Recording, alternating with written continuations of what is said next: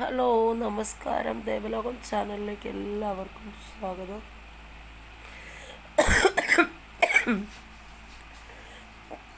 പനി ചുമയൊക്കെ ആയിട്ട് അങ്ങനെ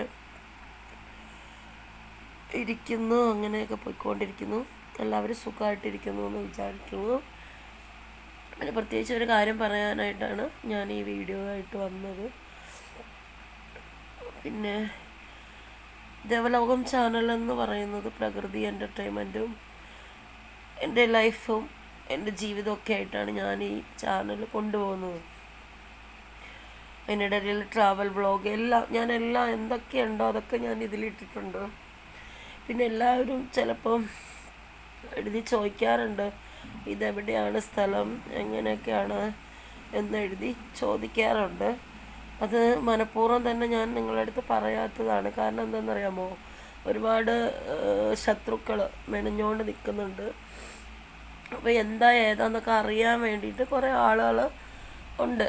കാരണം നിങ്ങൾക്കറിയാമല്ലോ, കഴിഞ്ഞ ദിവസമൊക്കെ കുറേ പ്രശ്നങ്ങളിലൂടെ പോയിക്കൊണ്ടിരിക്കും. വേറെ ആരുമല്ല, എൻ്റെ വീട്ടുകാരൊക്കെ തന്നെയാണ്. അപ്പോൾ അതുകൊണ്ടാണ് ഞാൻ എന്താ ഏതാന്ന് സ്ഥലം കാര്യങ്ങളൊന്നും എഴുതാത്തത്. അപ്പോൾ അത് നിങ്ങളൊന്ന് മനസ്സിലാക്കണം. കാരണം കുറേ നാളുകൊണ്ട് എൻ്റെ ഒരു 17 വയസ്സ് തൊട്ട് എന്നെ പീഡിപ്പിക്കുകയും എന്നെ മാനസികമായിട്ടെല്ലാം തളർത്തി എൻ്റെ ജീവിതത്തിൻ്റെ വഴിത്തിരിവ് വരെ എന്നെ ഇല്ലാതാക്കി തന്ന എൻ്റെ വീട്ടുകാരും എൻ്റെ ബന്ധുക്കളുമാണ്. അപ്പം അതുകൊണ്ടാണ് ഞാൻ കറക്റ്റ് കാര്യങ്ങളൊന്നും എഴുതാനും കാര്യങ്ങളൊന്നും പറയാത്തത്. കാരണം എന്നെ സ്നേഹിക്കുന്ന കുറേ സബ്സ്ക്രൈബേഴ്സുണ്ട്, അതെനിക്കറിയാം. പക്ഷേ ഉണ്ടല്ലോ, എനിക്ക് പേടി കൊണ്ടൊന്നുമല്ല ഞാൻ എഴുതാത്തത്. കാരണം ഞാൻ മനഃപൂർവ്വം എഴുതാത്തതാണ്. കാരണം അത് ഞാൻ എന്താ ഏതാണെന്ന് അവരറിയണ്ട, ഞാൻ എന്താണ് ഏതാണെന്നൊന്നും അവരറിയണ്ട. എൻ്റെ ജീവിതം തകർത്ത് തരിപ്പണമാക്കി എൻ്റെ ജീവിതം ഇത്രത്തോളം എനിക്ക് ആക്കി തന്നപ്പോഴും എനിക്കറിയായിരുന്നു എല്ലാ കാര്യങ്ങളും. പക്ഷേ ചിരിച്ചോണ്ട് കഴുത്തറുത്ത് പോയ എൻ്റെ അമ്മയുണ്ട്.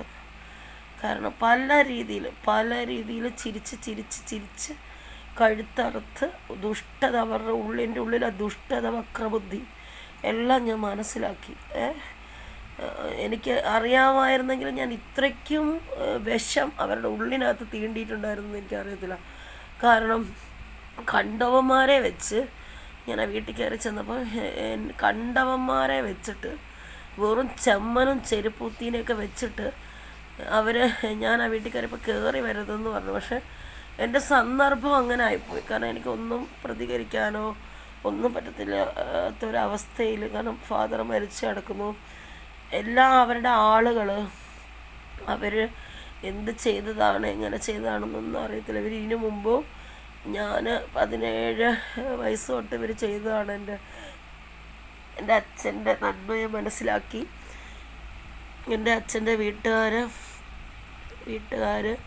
ഒക്കെ ആദ്യം കുറേ പ്രശ്നങ്ങളൊക്കെ ഉണ്ടായിരുന്നു. അത് കഴിഞ്ഞിട്ട് ഇവരുടെ ആളുകളെ കൂട്ടുപിടിച്ച് എൻ്റെ അച്ഛനെ ഇല്ലാതാക്കി. ഞാൻ ആ വീട്ടിലില്ലാതെ ഇരുന്ന സമയങ്ങളിൽ എൻ്റെ അച്ഛനെ ഒരുപാട് ദ്രോഹിച്ചിട്ടുണ്ട് ഇവരുടെ ആളുകൾ. എല്ലാം എന്നോട് അദ്ദേഹം തുറന്നു പറഞ്ഞിട്ടുണ്ട്. അപ്പോൾ അത് കഴിഞ്ഞതിന് ശേഷം എൻ്റെ അച്ഛൻ തന്നെയായിരുന്നു ആ വീട്ടിനകത്ത് ഉണ്ടായിരുന്നത്. ഇവർ ജോലിക്ക് പോകുമായിരുന്നു. ഇവർ പ്രസവിച്ച് കിടക്കുന്ന ആളുകളെ നോക്കാൻ വേണ്ടി ഇവർ പോകും. എന്നിട്ട് ഇവർ പറയണത് എന്താണെന്നറിയാമോ, അനിയത്തിയുടെ വീട്ടിൽ പോവാണ്. അപ്പോൾ എനിക്കൊന്നേ പറയാനുള്ളൂ, കേരളത്തിലുള്ള ആരും ഈ ഹോം നേഴ്സിനെ ജോലിക്ക് എന്ത് ചെയ്യരുത്, വിളിക്കരുത്. കാരണം നമുക്ക് വിശ്വസിക്കാൻ പറ്റത്തില്ലാത്ത ഒരു സ്ത്രീയാണ് അവർ. അതുകൊണ്ട് എൻ്റെ മദർ എന്ന് പറയുന്ന ആ സ്ത്രീ, അതുകൊണ്ട് ആരും എന്ത് ചെയ്യരുത്, അവരെ വിളിക്കരുത്. ഒരു ഓഫീസുകാരും വിളിക്കരുത്, ആരും വിളിക്കരുത്. ഇതുപോലെ കൊലച്ചതി ചെയ്യണ ഒരു സ്ത്രീ. കാരണം ചിരിച്ചോണ്ട് നിന്ന് 6 മാസം മുമ്പ് അവർ ട്രാജഡി തുടങ്ങിയതാണ്. 6 മാസം മുമ്പ് ഗൂഢാലോചന തുടങ്ങിയതാണ്. നിങ്ങളിങ്ങനെ ചിന്തിക്കരുത്. കാരണം ഞാനിവിടെ വന്നിരുന്നിട്ട് ഈ വീഡിയോയിൽ എന്തിനാണ് ഇങ്ങനെ പറയണതെന്ന്. കാരണം ഞാൻ ഇത്രയും കാലം എല്ലാം മറച്ചു വെച്ചിട്ടാണ് എനിക്ക് ഇത്രയും പ്രശ്നങ്ങൾ എന്ത് ചെയ്തത് അനുഭവിക്കേണ്ടി വന്നത്. കാരണം ഞാനൊന്നും ആരോടും പറയത്തില്ലായിരുന്നു. ഒന്നിനും ഞാൻ എന്ത് ചെയ്തില്ല, പ്രതികരിക്കാതെ ഞാൻ അവിടെ ചെല്ലും. അവിടെ തുടങ്ങി വെച്ചിരിക്കുന്ന ഒരു വിളക്കുണ്ടായിരുന്നു. കാരണം അത് ആ വിളക്കെന്ന് പറഞ്ഞാൽ 1600 വർഷങ്ങൾക്ക് മുമ്പ് പഴക്കമുള്ള ഒരു വെച്ച് ആരാധന ഉണ്ടായിരുന്ന ഒരു വെച്ച് ആരാധിച്ചുകൊണ്ടിരുന്ന ഒരു സംഭവം ആ ഫ്ലോട്ടിലുണ്ടായിരുന്നു. അങ്ങനെ അത് ഒരുപാട് ദുരിതങ്ങളും പ്രശ്നങ്ങളൊക്കെ ആയപ്പോൾ അത് കണ്ടെത്തി. എനിക്ക് മാത്രമല്ല, പരിസരത്തൊക്കെ എല്ലാവർക്കും പ്രശ്നങ്ങളുണ്ട്. അങ്ങനെയൊക്കെ ഒരുപാട് വിഷയങ്ങളുണ്ട്. അങ്ങനെ അതിനെ മനസ്സിലാക്കിയാണ് ഞാൻ അവിടെ വിളക്ക് കൊടുത്തതും. എല്ലാ മാസവും പോയി ഞാൻ ആ വിളക്ക് കംപ്ലീറ്റ് ചെയ്യുമായിരുന്നു. കംപ്ലീറ്റ് ചെയ്തിരുന്ന സമയങ്ങളിൽ ഇവർക്ക് വളരെ മനസ്സമാധാന പ്രശ്നങ്ങളുണ്ടായിരുന്നു. ഞാൻ ചെല്ലാൻ വൈകിയാൽ പോലും ഇവർ വിളിക്കും, നിങ്ങൾ വരുന്നില്ലേ, നിങ്ങൾ വരുന്നില്ലേ, നിങ്ങൾ വരുന്നില്ലേ എന്ന്. അത് കഴിഞ്ഞ് അവരുടെ അമ്മയുടെ മരണം. അപ്പോൾ അതുവരെ ഇവർ ആങ്ങളായിട്ട് ഒരു സഹകരണം ഉണ്ടായിരുന്നില്ല. അവൻ അവിടെ വന്നാലും ആ വീട്ടിൽ വരുമോ, പ്രശ്നം ഒന്നും വരത്തില്ല. ഇവനും എൻ്റെ ഭാര്യയും കൂടെ അപ്പനുമായിട്ട് പ്രശ്നം ഉണ്ടാക്കി. രാത്രിക്ക് രായ്മാൻ അവിടെ നിന്ന് കടന്നു കളഞ്ഞണം. അപ്പോൾ വീട്ടിലോട്ട് വന്നു കഴിഞ്ഞാൽ അപ്പോൾ പ്രശ്നം ഉണ്ടാക്കും. അപ്പോൾ അതുകൊണ്ട് വർഷങ്ങളായിട്ട് മിണ്ടലും പറച്ചിലൊന്നും ഉണ്ടായിരുന്നില്ല. അങ്ങനെ ഇരിക്കുമ്പോഴാണ് ഇവൻ്റെ കല്യാണം ഡൈവേഴ്സായതൊക്കെ ഇവരറിയുന്നത്. അങ്ങനെ അറിഞ്ഞു കഴിഞ്ഞപ്പോഴത്തേക്കും ഇവരുടെ അമ്മ മരിച്ച സമയത്ത് പതിയെ ഇവനുമായിട്ട് കോണ്ടാക്റ്റ് ചെയ്തു മിണ്ടാൻ തുടങ്ങി. മിണ്ടുന്ന കാര്യങ്ങളൊന്നും ഇവരെന്നെ അറിയിച്ചതോ ഒന്നുമില്ല. അവസാനം ഇവരിടയ്ക്ക് എന്നെ ഫോൺ ചെയ്ത് നീ വരുന്നില്ലേ എന്നൊക്കെ ചോദിച്ച് ഫോൺ ചെയ്യും. അപ്പോഴും എനിക്കിവിടെ ഇരുന്നാലും പൂജാ റൂമിലിരുന്ന് ഞാൻ പ്രാർത്ഥിക്കുമ്പോൾ ഓരോ കാര്യങ്ങളും എനിക്കിവിടെ ഇരുന്ന് മനസ്സിലാവും. അങ്ങനെ ഞാൻ ഇവരോട് ചോദിക്കുമ്പോൾ ഇവരൊന്നും പറയത്തില്ല. എൻ്റെ അടുത്ത് പലതും ഒളിച്ചു വെച്ചു. ഫോൺ ചെയ്ത് കഴിഞ്ഞ് കഴിഞ്ഞാൽ കട്ട് ചെയ്തിട്ട് വേറൊരു ഫോൺ വരുന്നുണ്ട്. ആരാന്ന് ചോദിച്ചപ്പോൾ ഇവർ എൻ്റെ അടുത്ത് ഒരു ദിവസം പറഞ്ഞു പപ്പയുടെ കൂട്ടുകാരനാണെന്ന് പറഞ്ഞു. അങ്ങനെ ഈ വാട്സപ്പ് ഫോൺ ഇവർക്ക് കറക്റ്റ് ഉപയോഗിക്കാൻ അറിയത്തില്ല. അങ്ങനെ എന്ത് ചെയ്തു, ഇവർ ഫോൺ ഓണാക്കി വെച്ചിട്ട് ഓഫാക്കാതെ നിന്നപ്പം അവിടെ നടന്ന സംസാരങ്ങൾ മൊത്തം ഞാൻ ഫോണിൽ കൂടെ കേൾക്കാനിടയായി. ഞാൻ അങ്ങനെ ഇവരോട് ചോദിച്ചു കഴിഞ്ഞപ്പോൾ ഇവരെന്ത് ചെയ്ത് ഒരു ഭയങ്കരമായ ഒരു കൊലച്ചിരി ഇവർ ചിരിച്ചിട്ട് പറഞ്ഞു അത് ദാസേട്ടനെ വിളിച്ചെന്ന്. അത് നിന്നോട് പറഞ്ഞു കഴിഞ്ഞാൽ നീ ചൂടാവുമെന്ന് പറഞ്ഞു. എന്തിനാണ് ഇവർ ആങ്ങളേനെ ന്യൂട്ടറിൽ വരുത്താനുള്ള നാടകം കളിക്കുമായിരുന്നു. അതിന് വേണ്ടിയിട്ടാണ് ഇവരെന്ത് ചെയ്ത് എനിക്കെതിരെ കൊണ്ട് കേസ് കൊടുത്തു. ആ വിളക്ക് തറയെല്ലാം തല്ലിക്കെടുത്തി. കാരണം ഫാദർ മരിക്കുന്നതിന് മുമ്പ് ഞാൻ ഡിസംബർ മാസത്തിൽ ഞാൻ വയനാട് പോയി കുറേ ദിവസം നിന്ന് വിളക്കൊക്കെ കത്തിച്ച് ഡിസംബർ 25-ാം തീയതിക്ക് മുമ്പ് ഇവർ പ്രശ്നം ഉണ്ടാക്കി. ഇവരെനിക്കെതിരെ പരാതി കൊണ്ട് കൊടുത്തു. ഞാൻ അവിടെ ചെന്ന് കഴിഞ്ഞ് ഞാനും കൊടുത്ത് പരാതി കൊടുത്തിട്ട് 2 കൂട്ടരുടെയും പരാതികൾ കേൾക്കാതെ അവർ പോലീസിന് കൈക്കൂലിയും കൊടുത്ത്. രാജീവ് എന്ന് പറഞ്ഞൊരു പോലീസുകാരന് കൈക്കൂലി കൊണ്ട് കൊടുത്ത് അയാളെ കയ്യിലെടുത്ത് കാര്യങ്ങളെല്ലാം നടത്തി. ഞാൻ അവിടുന്ന് ഇട്ട തുണിയിൽ എൻ്റെ പകുതി സാധനങ്ങൾ ഇന്ന് വയനാട്ടിലാണ് ഇരിക്കുന്നത്. അപ്പോൾ ഇവരെനിക്കെതിരെ കേസ് കൊണ്ട് കൊടുത്തപ്പോൾ എൻ്റെ പപ്പ 2015 സമയങ്ങളിൽ കാസർഗോഡായിരുന്നു. കാസർഗോഡ് നിന്ന് എൻ്റെ ഒരുപാട് സാധനങ്ങളുണ്ടായിരുന്നു. ഞാൻ അതുമായിട്ട് ഇവർ ഈ ആങ്ങൾ അവിടുന്ന് പോയതിന് ശേഷം ഇതൊന്നും ഞാൻ അറിയുന്നില്ല. ഒരു വിഷയങ്ങളുണ്ടായതൊന്നും ഞാൻ അറിയുന്നില്ല. അങ്ങനെ കാസർഗോഡ് നിന്ന് ഞാൻ അവിടുന്ന് പോരുമ്പോൾ ഞാൻ അവിടെ തന്നെ ഒരു വീട് വാടകയ്ക്ക് എടുത്തിട്ട് പപ്പ അത് പോയി മുടക്കി അവിടെ വീട് വാടകയ്ക്ക് കൊടുക്കണ്ടെന്ന് പറഞ്ഞ് മുടക്കി. അങ്ങനെ ഞാൻ അവിടെ ചെന്ന് സാധനങ്ങൾ ഇറക്കാൻ ചെന്നപ്പോഴത്തേക്കും ഭയങ്കരമായ വിഷയങ്ങളായി. ഞാൻ അവിടെ ചെന്ന് നാട്ടിലുള്ള എൻ്റെ പപ്പയുടെ ഒരു സുഹൃത്തിനെ, ജോണി എന്ന് പറഞ്ഞൊരു സുഹൃത്തിനെ പോയി കണ്ടു. അവർക്ക് അന്നേരം എന്തോ ഒരു ഫംഗ്ഷൻ ഉണ്ടായിരുന്നു. അവരുടെ ചേട്ടൻ അനിയനെ ആരെ ഏൽപ്പിച്ചു. പഞ്ചായത്തിലുള്ള ആളുകളും പോലീസുകാരും നാട്ടുകാരെല്ലാം കൂടെ ചേർന്ന് എന്നെ അവിടെ കൊണ്ടാക്കുന്ന സമയത്ത് പപ്പ എനിക്ക് പുറത്തൊരു തൊഴുത്ത്, ഞങ്ങളുടെ തൊഴുത്തായിരുന്നു അത്, ആ തൊഴുത്ത് എനിക്ക് നന്നാക്കി തന്നു. ഞാനും കുറേ പൈസ കൊടുത്തു ആ തൊഴുത്ത് നന്നാക്കി. അതിലായിരുന്നു എൻ്റെ സാധനങ്ങളൊക്കെ ഉണ്ടായിരുന്നത്. ഞാനവിടെ താമസിക്കുമ്പോൾ എൻ്റെ സാധനങ്ങൾ, കട്ടിലെ സാധനങ്ങളെല്ലാം അവിടെയായിരുന്നു. അത് എൻ്റെ റൂമാക്കി ഞാൻ എടുക്കുകയും ചെയ്തിരുന്നു. അപ്പോൾ ഇവർ കൊണ്ട് കേസ് കൊടുത്ത സമയത്ത് ഞാൻ എന്ത് ചെയ്തു, ആ റൂം ഒരു താക്കോല് മേടിച്ച് ഞാൻ ആ റൂം പൂട്ടിയിട്ട് എൻ്റെ പകുതി സാധനങ്ങൾ, ഞാൻ അവിടേക്ക് നിൽക്കാൻ പോയതല്ലേ കുറച്ച് ദിവസത്തേക്ക്, എൻ്റെ പകുതി സാധനങ്ങളും അവിടെയാണ് ഉള്ളത്. ഒരു ഇട്ട തുണിയിൽ എന്തൊക്കെയാണോ ഞാൻ എടുത്തതൊന്നും എനിക്കറിയത്തില്ല. ഒരു ചുരിദാറുമായിട്ട് ഞാൻ അവിടുന്ന് ബൈക്കിൽ പോരുകയാണ്. കുറേ ദിവസം എടുത്ത് ഞാൻ എന്ത് ചെയ്ത് ഇങ്ങനെ യാത്ര ചെയ്ത് എത്താൻ വേണ്ടിയിട്ട്. ആ ചുരിദാറിൽ ഞാൻ വല്ലാത്തൊരു സിറ്റുവേഷൻസിലായിരുന്നു അവിടുന്ന് പോകുന്നത്. ഇവർ ചെയ്യുന്ന ദ്രോഹങ്ങളാണ്. ഞാൻ നിങ്ങൾ എൻ്റെ അടുത്ത് പറഞ്ഞില്ലേ ലൈഫ് സ്റ്റോറി പറയണമെന്ന്, പറയാൻ പറ്റത്തില്ലാത്ത ഒരുപാട് കാര്യങ്ങളുണ്ട്. ഇവരെന്നെ ഒരുപാട് ദ്രോഹം എന്നോട് ചെയ്തിട്ടുണ്ട്. അതുകൊണ്ടാണ് ഇവർ ഈ വീഡിയോ കാണുന്നതുകൊണ്ടേ കറക്റ്റ് എല്ലാ കാര്യങ്ങളും ഇതിനകത്ത് ഇടാൻ പറ്റത്തില്ല. ഇവരെന്താ ചെയ്യുന്നത്, എങ്ങനെയാണ് ചെയ്യുന്നതെന്നൊന്നും പറയാൻ പറ്റത്തില്ല. ഇവരെനിക്കെതിരെ എന്ത് ചെയ്തിട്ടുണ്ട്, കേസൊക്കെ കൊടുത്തതുകൊണ്ട് ഞാൻ സ്ഥലം കാര്യങ്ങളൊന്നും ഇതിൽ പറയാതെ നിൽക്കുന്നതിൻ്റെ കാര്യങ്ങൾ. ഇപ്പോൾ ഇവരെ പേടിച്ചിട്ടൊന്നുമല്ല കേട്ടോ, ഞാനെവിടെയെങ്കിലും സ്വസ്ഥമായിട്ട് ജീവിക്കട്ടെ. അതുകൊണ്ടാണ് ഇവരെന്നെ കാണിക്കാത്ത ദ്രോഹങ്ങളില്ല.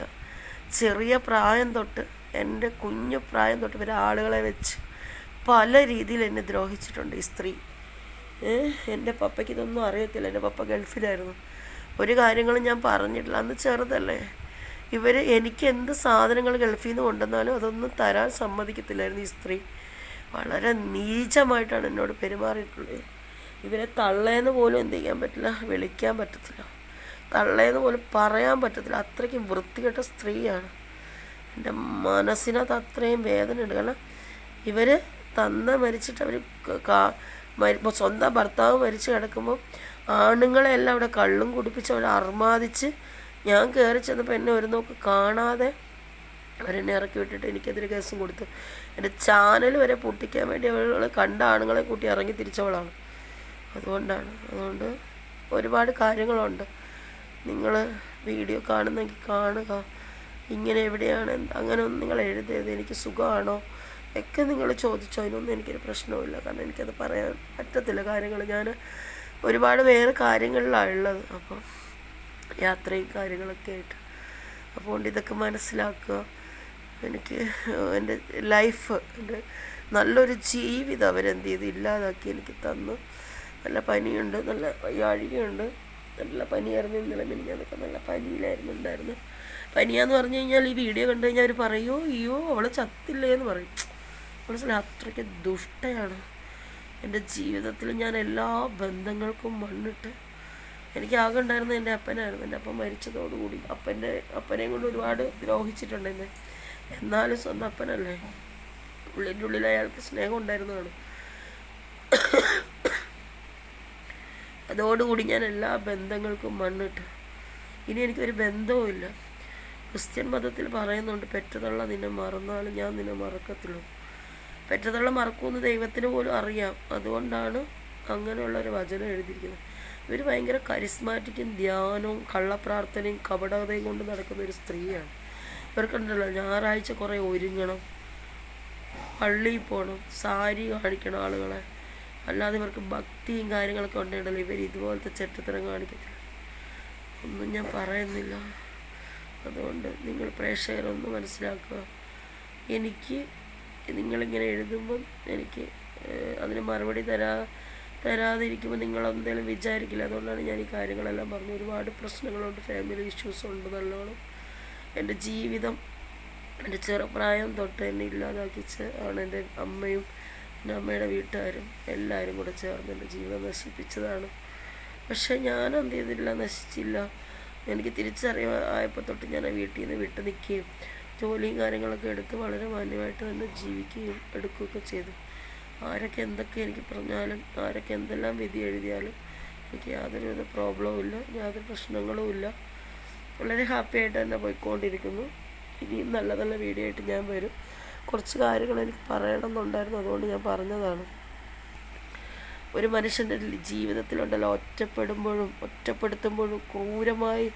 ക്രൂരമായി നമ്മളെ വേദനിപ്പിക്കുമ്പോഴും ഉണ്ടല്ലോ, ആയുധമില്ലാതെ നമ്മളെ മുറിവേൽപ്പിക്കുന്നതുണ്ടല്ലോ, അത് നമുക്കൊരിക്കലും താങ്ങാൻ പറ്റത്തില്ല.